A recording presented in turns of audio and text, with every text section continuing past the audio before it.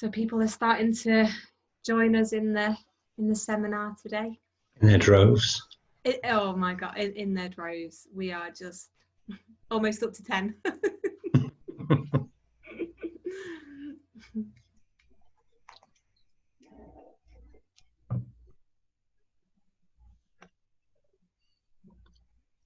It's obviously the sort of day where we should all be just lying in the sea. Be nice, wouldn't it? Or better still, here on a Zoom seminar. On a Zoom, where else would you rather be? Well, oh, Philly said, hi everyone. Hi, Philly. Hi, Philly. It's a tankard of water that you've got yourself. I have a tankard, a very important tankard. It's a pure tankard. Oh, Liverpool, right, okay. Yes. So we'll give people just a little bit longer to join us, and then we'll make it start, if that's okay. Yeah, will do. I think we'll be competing with the good weather today, Damian, with this. We will. Seminar. People can walk around with their mobile phones and their earpieces outside. They can. And sit under a tree and soak it all up with us. Oh, imagine that. We've been taping them as well, so people can always watch them on. They can always come back. Yeah, great. Okay, I think we're gonna. Oh, Rachel said hi. Hi, Damian. Yeah. Hi, Rachel. Bill's here. Good. Let's make a start then. Hi, everyone. Welcome to a conversation with Damian Murphy. This is our 7th online seminar. My name is Emma Smith. I work as the project manager for Empowered Conversations, which is a project of 6 Degrees Social Enterprise over in Salford. You want to say who you are, Damian? I will. I'm Damian Murphy. I work for Innovations in Dementia. We're a community interest company, and we work with and alongside people living with dementia throughout the UK. Brilliant. Thanks, Damian. So I'm just going to give you a little plan for today. Oh, Barbara's got a hand up. What's wrong? Oh, maybe she's just waving. Let's wave back at Barbara. So this is a Zoom seminar. If you haven't been on one before, you might be thinking, oh, wait a minute, how come I can only see 2 boxes? Where am I? In a Zoom seminar, you just see myself and the person or the group of people delivering the seminar, which is good for you. It means you don't have to worry about your hair. Obviously bad for us because we do have to worry about our hairstyles. All right, so the plan for today, I'm going to give you a little bit of an overview of Empowered Conversations and the work that we do over here in Greater Manchester. I'm going to hand over to Damian, who's going to introduce the Getting Along project programme to you all. And then we'll come back for a Q&A. So we've got quite a lot of time for a Q&A today, so we're really hoping to get a good conversation going. If you look at the bottom of your screen, there's a little button there that says Q&A. At any time, you can just be typing in your questions there, and we'll pick them up at the end. So that's an option. There's also chat options, so you can say, hello, how are you doing? If you just want to say hi to us. So there's 2 different options of communicating with us. So please feel free to add those questions at any time. As I said, I work for Empowered Conversations, and we deliver communication training for family carers and professionals around sort of connecting to people with dementia in a slightly different way. For the last few years, we've been delivering that across Greater Manchester to family carers and also professionals. We've worked with the ambulance services, care homes. We also deliver a programme called Empowered Carers.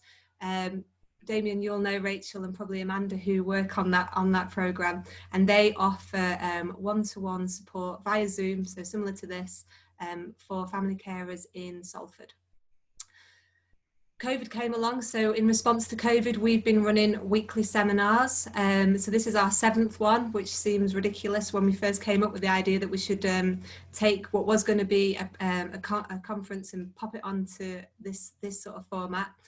So we've done 7, we've got another 4, which will take us to the end of July.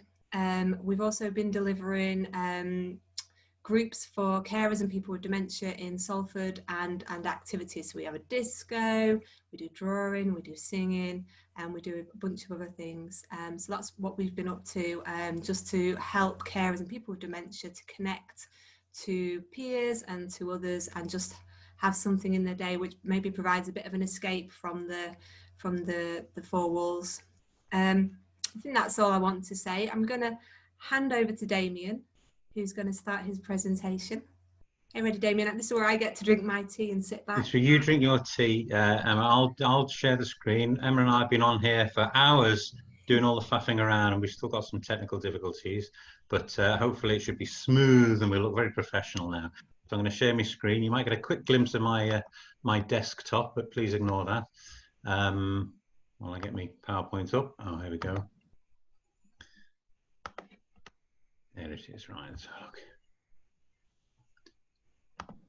Okay, I hope everyone can see that. Oh, I can see myself on the screen as well. We couldn't do that before. Great. Well, as I've already said, I'm Damian. There's my details. If you want to get in touch later on, feel free. If you want to tweet, there's my Twitter handle as well, and a little hashtag if you fancy. I'll talk a little bit about innovations. I've already done that really very, very briefly. You can go to our website to find out more, which is there.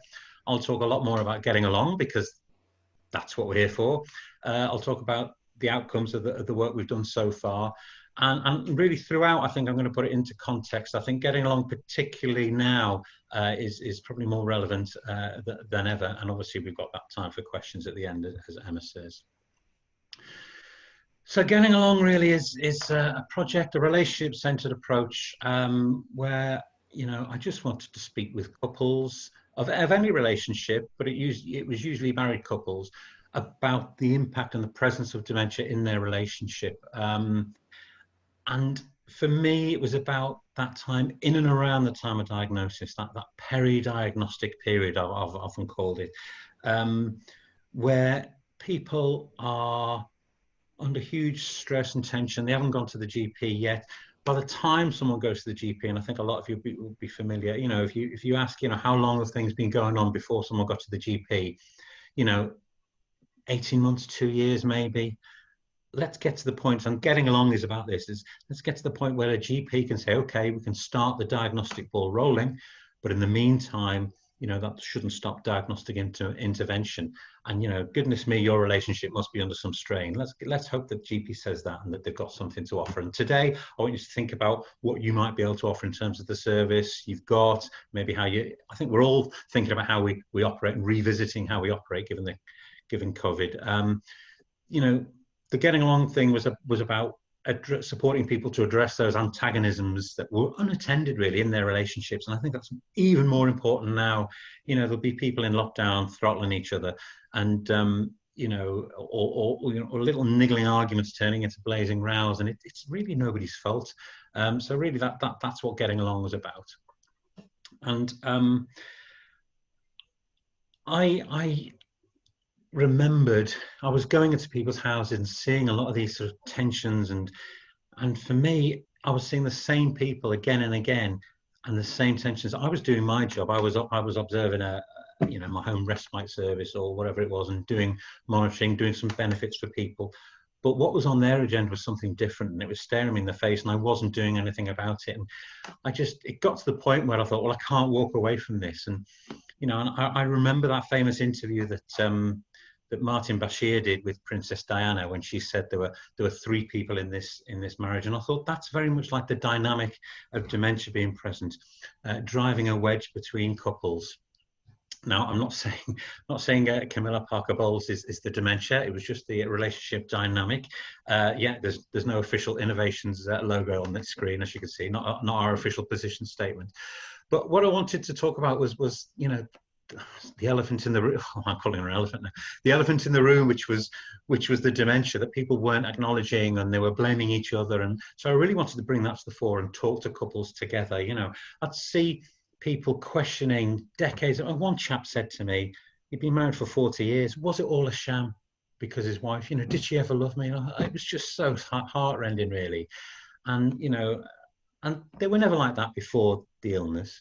And so clearly, you know, we need, to what extent do we ever, you know, assess the pre-morbid relationship to gauge, you know, what's been different and how things may, where can we act upon that? And, you know, sometimes people say, oh, Mr. and Mrs. Jones, they're always at each other's throats, as if there's nothing we could do. And I thought, well, I think there is something to do, because they're probably at each other's throats because of the presence of dementia. And so that's what I wanted to look at really with the work really. And so as I say, I saw this tug of war, you know, people recognizing the elephant in the room and pulling in opposite directions, if you want.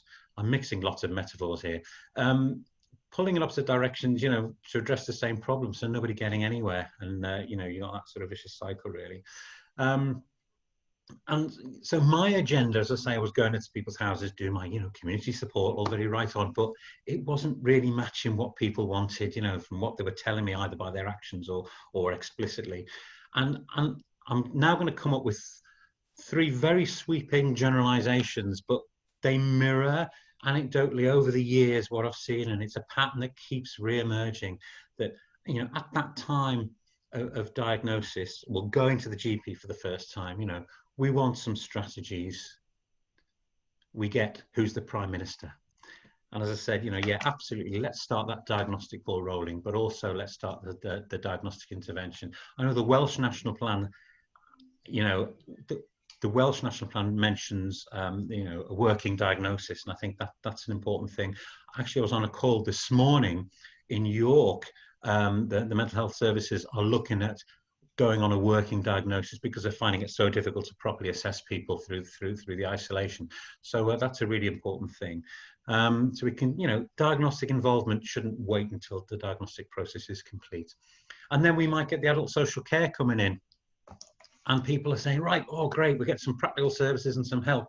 And because it's all financially assessed, often they're left with a financial assessment form. And even if someone's been there 3 hours, really conscientious, telling about all the fantastic services, if it's means tested, it's going to be another financial form at a highly stressful moment. And if it's anything like our house, it'll end up in that drawer with all sorts of papers and never see the light again. You know, so people will miss out, and it's just a highly stressful thing. So once again, not matching. And then you might get to the end of the diagnostic process and look for some learning and understanding about this condition, about what you've got. And then you might, you know, the consultant will say, yeah, we'll see you in 6 months. So many people say that. One chap says, you know, it's like being told you've got dementia, now scram. Other people have said it's like being on the edge of a cliff, getting a diagnosis and just be right, off you go, you know, as if there's nothing one can do. And, you know, it's so demoralizing. People are left with all these unanswered questions. You know, am I going to be turning into a sort of a gibbering wreck overnight? Am I going to be completely incapacitated? How long have I got? Will I die? Will I go into care? What's all those questions? And often left unanswered, and you know, a massive, huge blow to confidence. So we really are not, I think, historically been meeting the expectations of people with dementia and their care partners throughout this process. So I always say it's time for that peri-diagnostic, or that time support in and around that time of diagnosis, because I think there's still a real gap there. And if we can front load our response with stuff to really equip people to stop falling into the traps that dementia sets, then all the better. So the aims of getting along really was to sort of level the playing field. You know, there was a real need that you know, we couldn't walk away from these antagonisms, and you know, people weren't getting access to services, weren't getting their own agenda met. But also within relationships, people weren't getting in a word in edgeways often.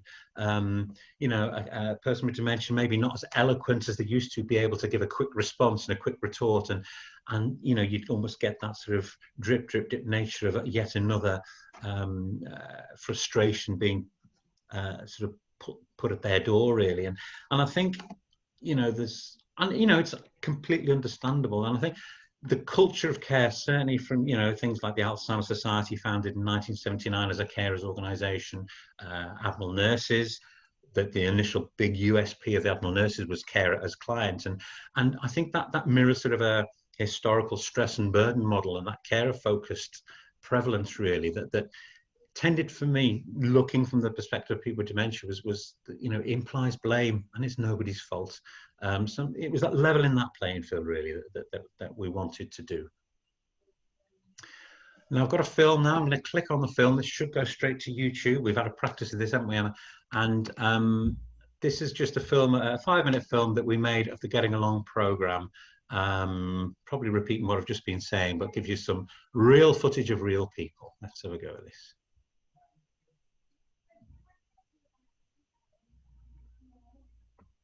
We used to have violent arguments. I get a bit frustrated sometimes. Very frustrated. She quite often treats me as if I'm the village idiot.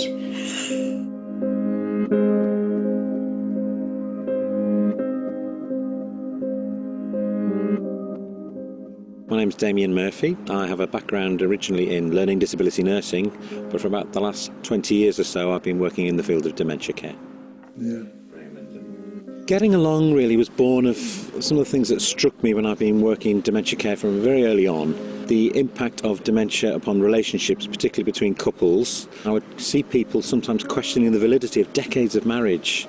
And I looked at the services around and they were very much focused on separating people, but nobody seemed to be addressing the dynamic of the relationship.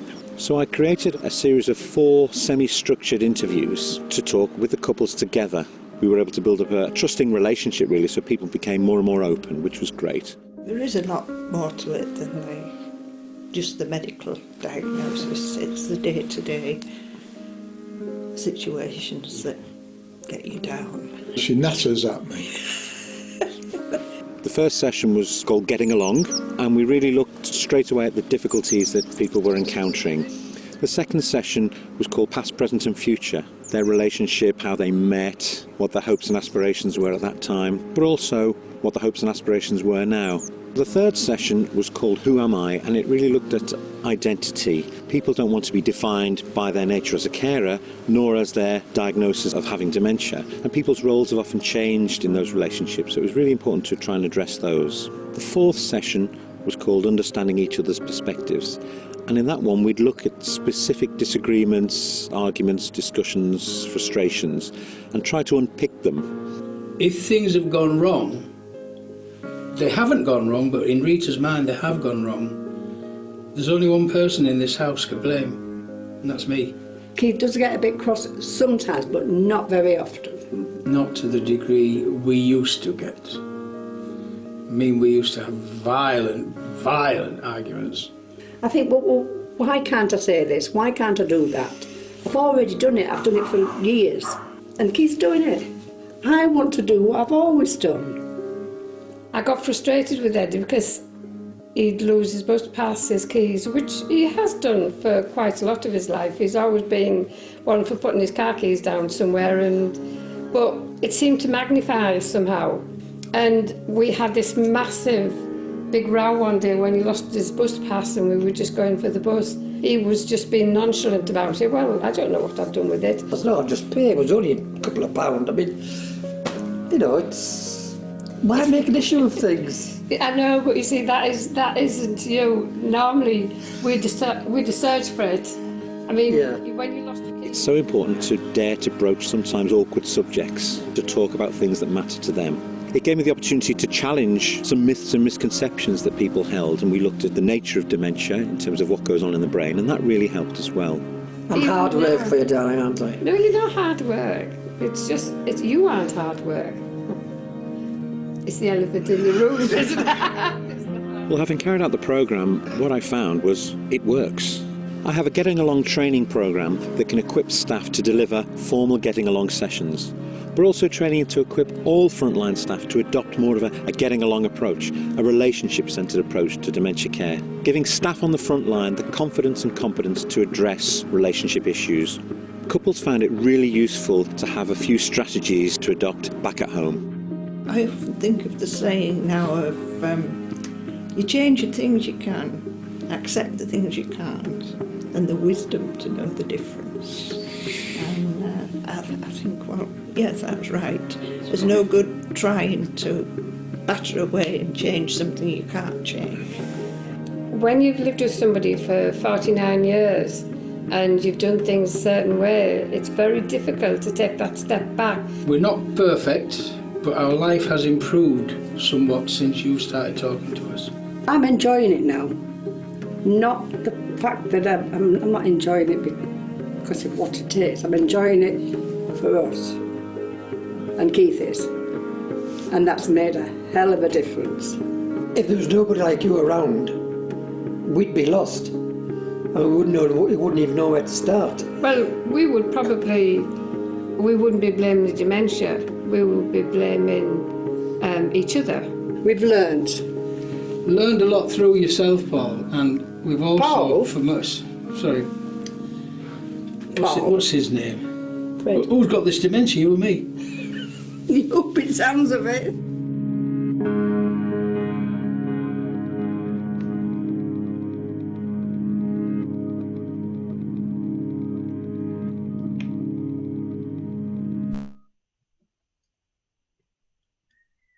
managed to stop the share there. I bet my YouTube's going to go on now. I'm going to cancel it quick. So that's my little video. I'll get back to the... It's lovely to see the couples, Damien. It really brings it to life, like the work that you're doing around the long program. Where are we? I need to come and share the screen again. I'll get back to the PowerPoint. Here we go.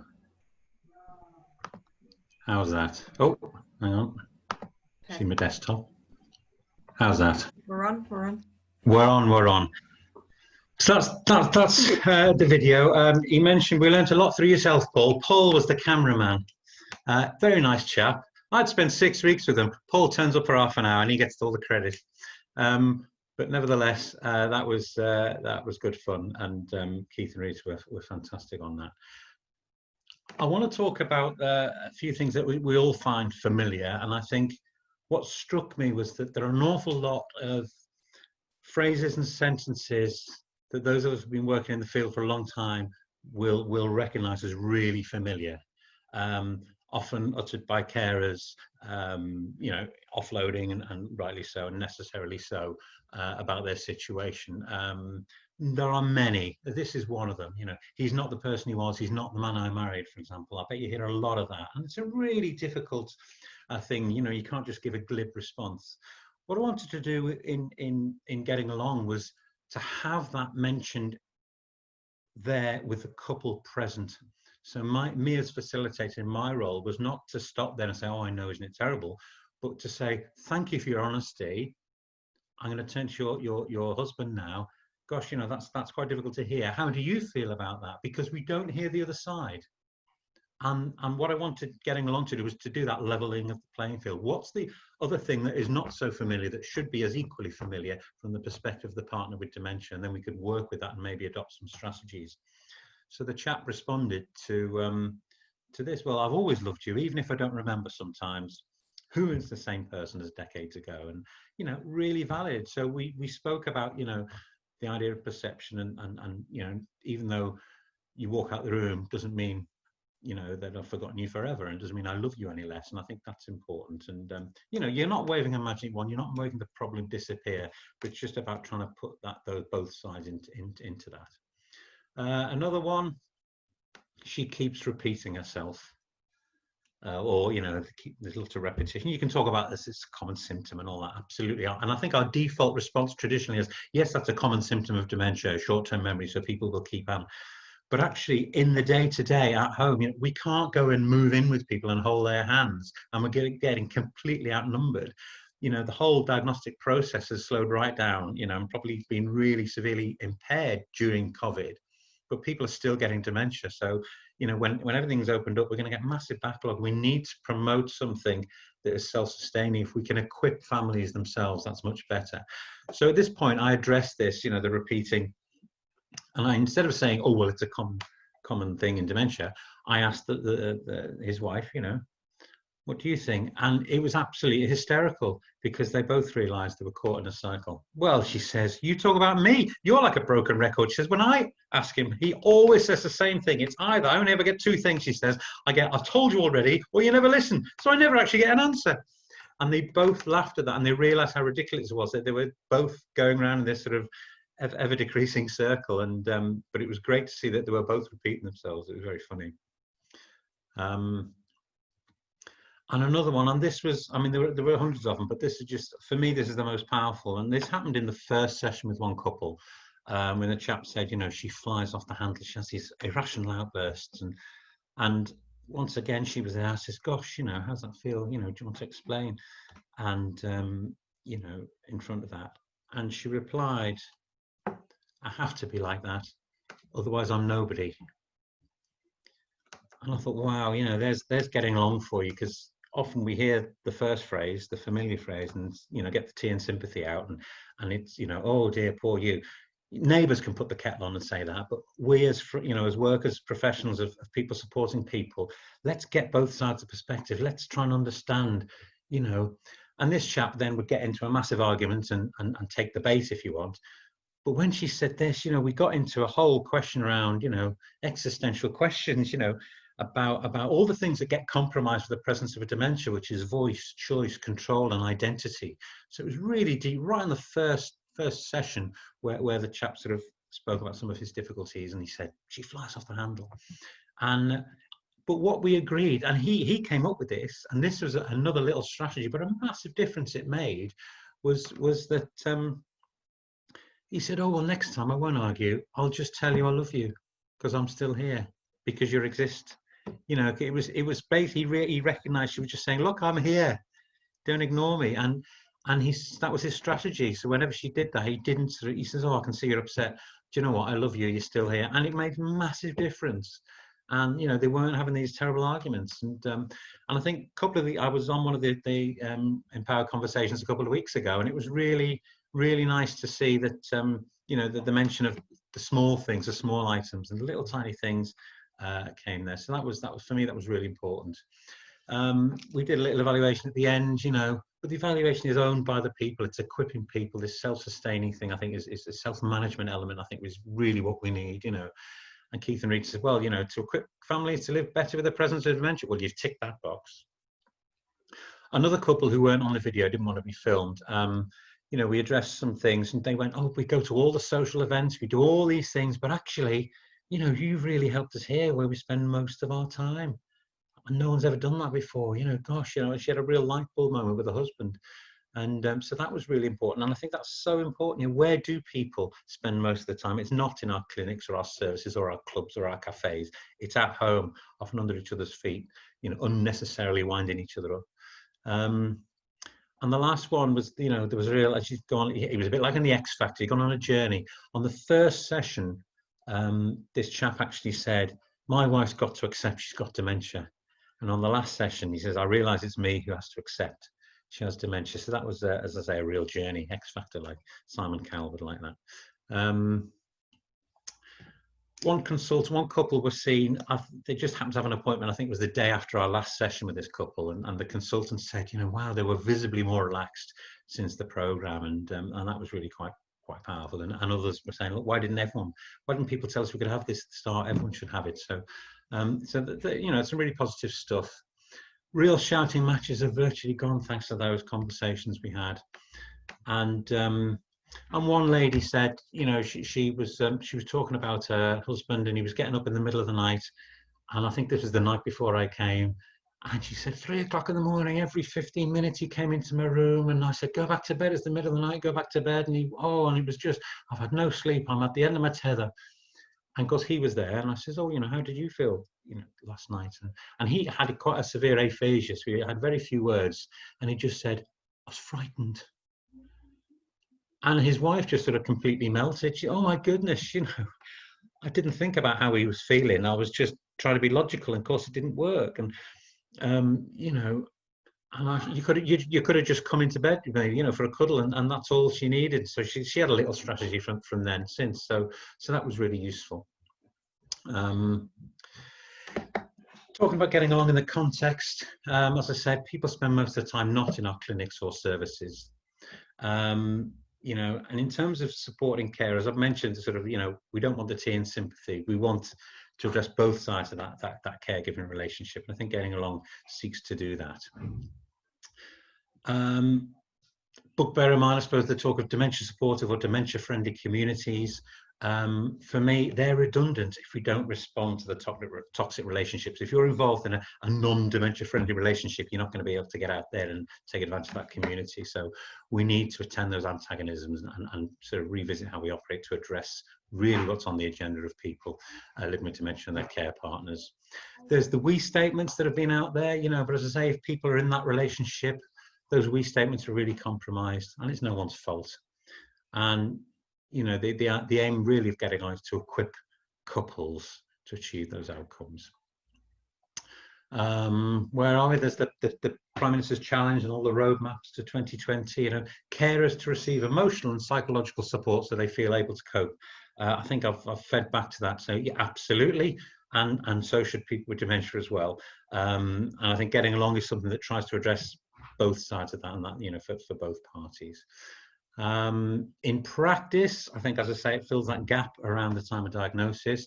I think it matches the agenda of people with dementia. And what I found, I remember when I first did this piece of work as a student doing a dissertation, people say, what if people have a catastrophic reaction? What if, you know, there's a can of worms? And what if, and I realized that the list of what ifs were there because no one had actually done it before. And the literature was so sparse of anything working together at the time. I thought, well, that gave me a good excuse to go and try it out. What I did find that people do want to talk. So it's something that matters to me, to them. People will talk, and they need to talk as well. For me, costings, particularly now when you've got to revisit how you operate. You know, we can't move in and hold people's hands to say we've already got salaried staff. Let's change that type of contact we have to have that approach, enhance that contact to equip people. If we can front load, you know, our response around that time of diagnosis, you know, we can get people equipping each other and coming up with their own strategies in their own relationships much more quickly. You know, we've got training, let's enhance that training that people have. People have training budgets, people have travel budgets to go out and see. So, you know, services that are out there having contact with people can hopefully do that. I wouldn't say do this on top of your work, but do this, revisit how you operate and adopt this approach, I think, that addresses both sides of the relationship together. If you want to know more, what I'm looking to do now, we're looking for funding for this, but hopefully we might. What I want to do is run a virtual program in an area, and we're going to look to do that soon with you know, quite a few couples. Also, I want to run, I'm hoping to run some virtual facilitator training. So I do a facilitators day, as I mentioned in the video. This is going to be over 6 sort of webinars, just short webinars that we're looking to do, using footage of our recorded sessions as well, of real footage of people. And also, I want to create, and so what I'm looking to do now as well, is create a series of short tutorials for couples themselves. So this is going to be free online, hopefully, once we've got a virtual program running. Edit that, get clips of that, and create a short sort of punchy tutorial, top tips, really short things for couples themselves. So that might be a stopgap, particularly if you've got long waiting lists, you know, to get out there to people can access them. It's not going to be a substitute for the face-to-face, but it'll be, you know, more than just a stopgap, I would hope as well. So that's what we're looking for. And I think we're moving on to questions. So that's me. There's my email again, my phone number. If you're interested in any of those things, get in touch. I think I can stop the share from here, Emma, because when we were practicing, it didn't appear, but now it did. So obviously it must have been the mode we were in, I think. Let's have a look. How's that? Fantastic. Brilliant. Thank you so much for that, Damian. I think it was, what I took away as being really powerful was that exploring those familiar phrases from both sides. Because I suppose with empowered conversations and with empowered carers, we get one side, we get the carers side, but that was massively powerful, thinking about what's going on and how the person with dementia is feeling. Yeah. And that's really the main thing. It was not to say carers don't count. It's, you know, it's just leveling things up. That's all. Yeah. You get both perspectives. And there was so many, when I was listening, there was so many synergies with sort of our approach to working with people. So it's brilliant. Thank you. Do you have any examples of any services that have adopted the Getting Along programme? What we've done, it was always waiting to these things get commissioned, but what we were doing was running a few facilitator sessions. So I've been commissioned in the East Riding of Yorkshire, for example, to run a programme on. Just before lockdown, we were about to start at our facilitators day booked, so I've readjusted that. So we're going to be delivering that in the East Riding. Also in South Wales, we're looking to adjust that as well. So we've been commissioned to a few local authorities, and we're looking to get that evaluated to build up that evidence base, really. Yeah. I mean, I've done open facilitators, so people have come from different organisations.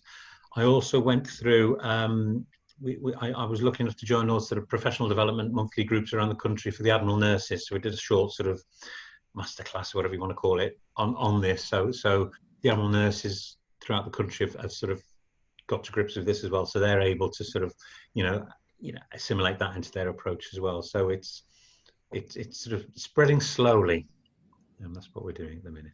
Good. Well, hopefully this is going to help with the spread and that's raised awareness and knowledge around.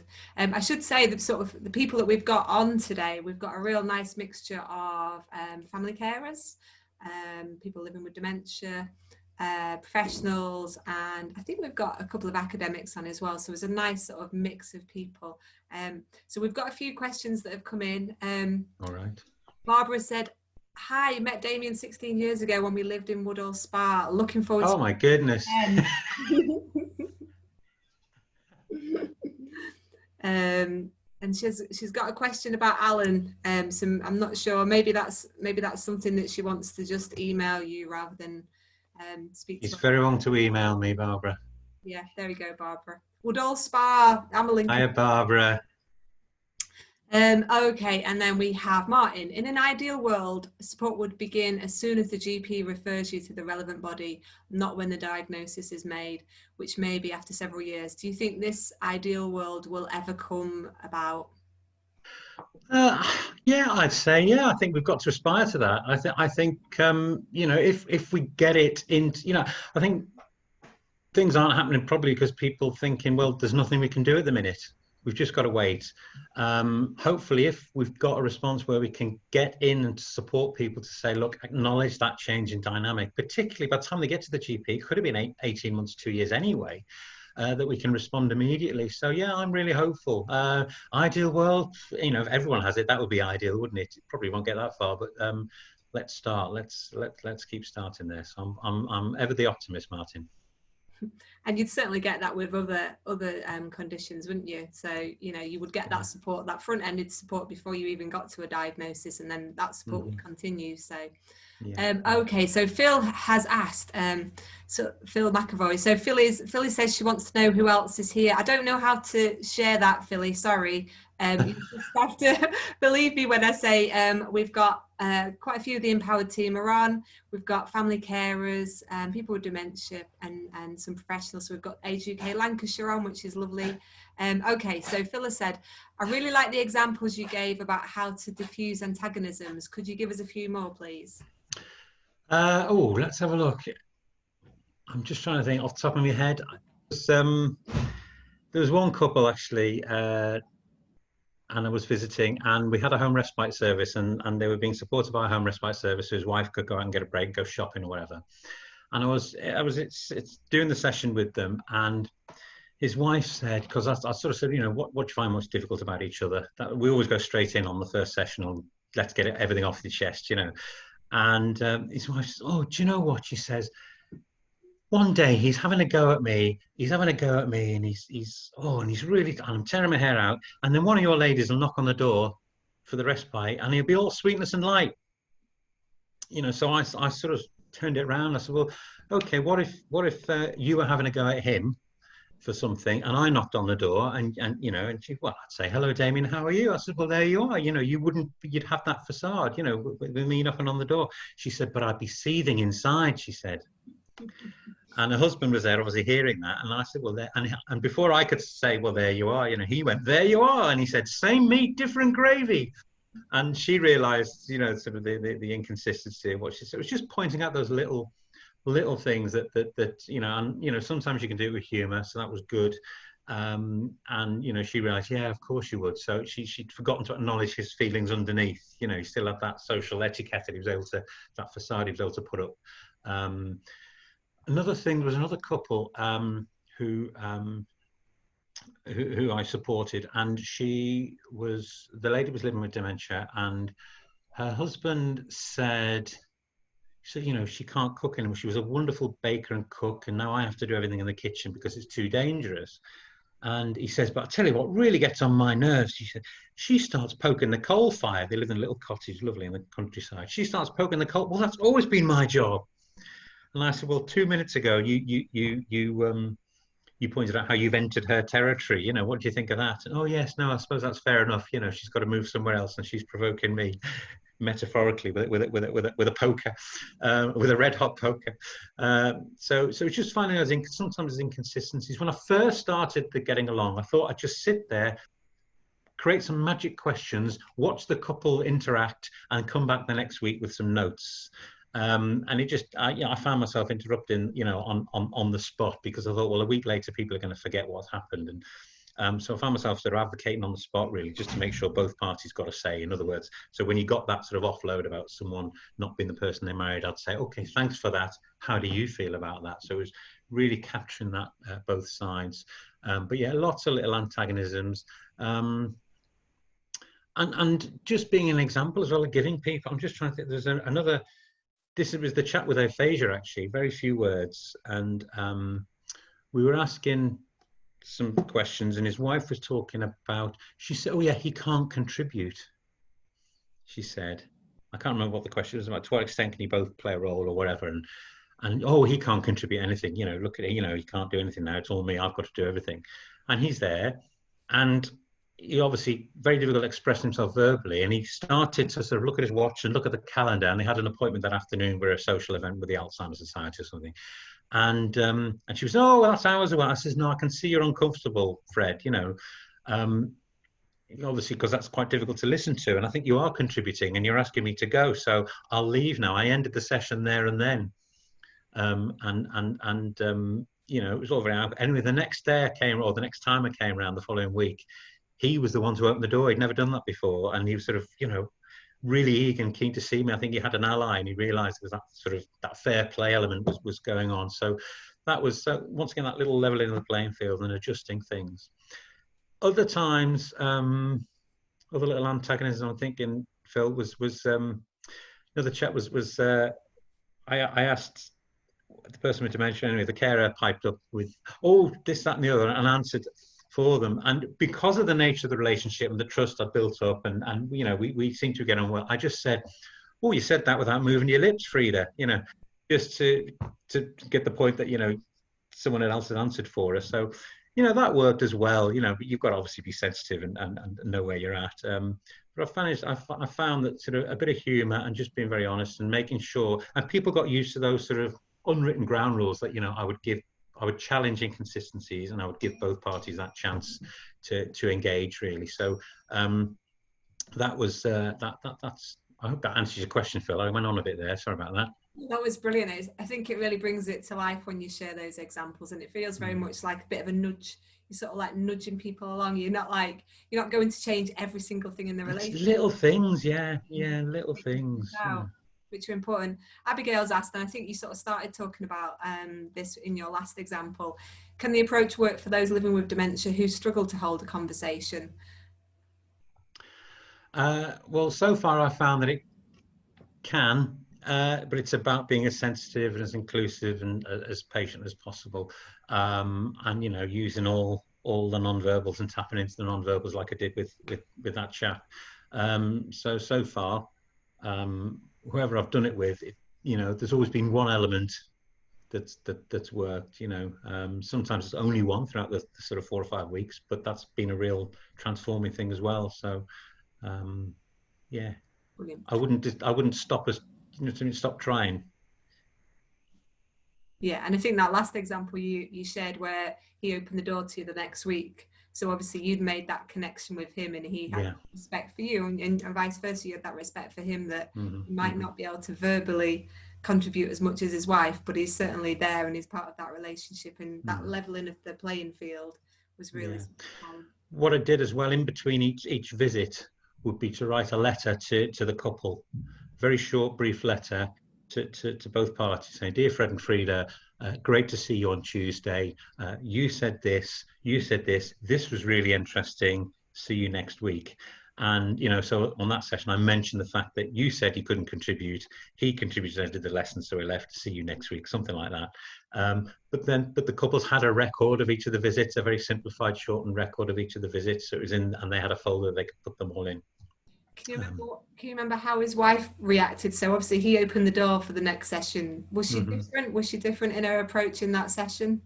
She was fine. She was absolutely fine. She really was. And I think it was the last session, and that was a session for her that came the light bulb moment, because he was the chap also who'd been up in the middle of the night, and she got no sleep, and then she realised, oh gosh, you were just scared. I didn't realise. And so we did, that simple thing of focus on the feelings rather than the fact, and that simple message really hit home for her, really struck her. Yeah.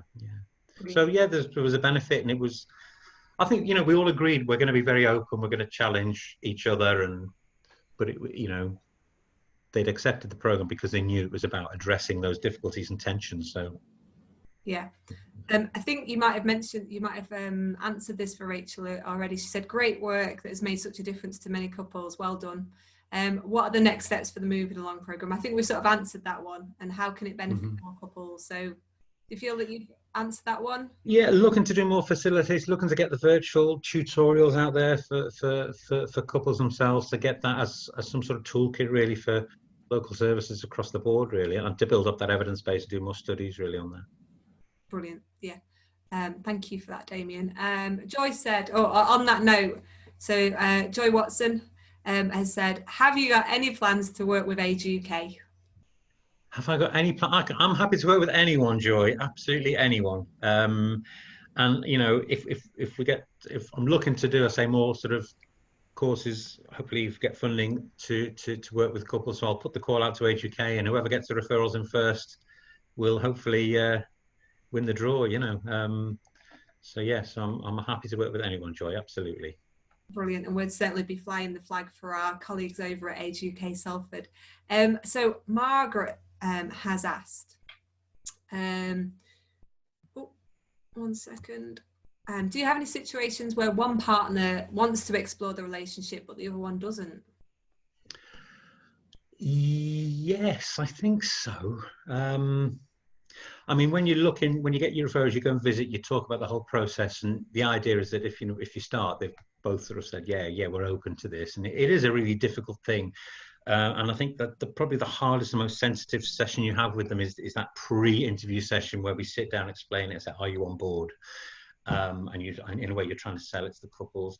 There was one couple where we'd started the program, and this lady almost got stuck on one of the sessions is sort of past, present, and future, and usually it's the happier session where people are talking about how they met and why they stayed together and how they managed to overcome difficulties in the past. But this lady got stuck on why she never left him, and you know, so and she had her own issues as well. So we had the backup, and obviously the local GP and mental health services were aware of the program, and you know, I had to refer her to the local mental health service for individual support on that. She did get stuck. We did go through the sessions, and she did come through then, because what we did then, because they were in a locality, we got 3 couples to work with, we brought them to a meeting.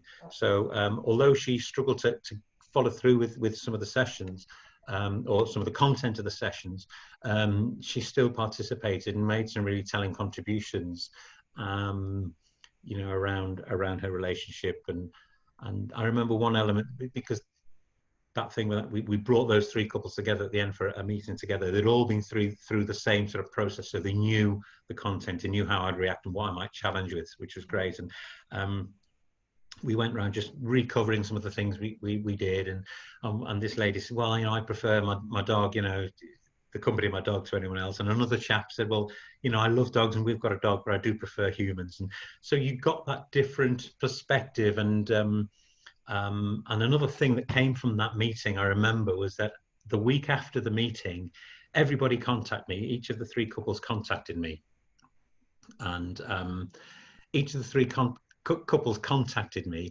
and one said, oh, that couple over there, I'm glad I'm not in their situation.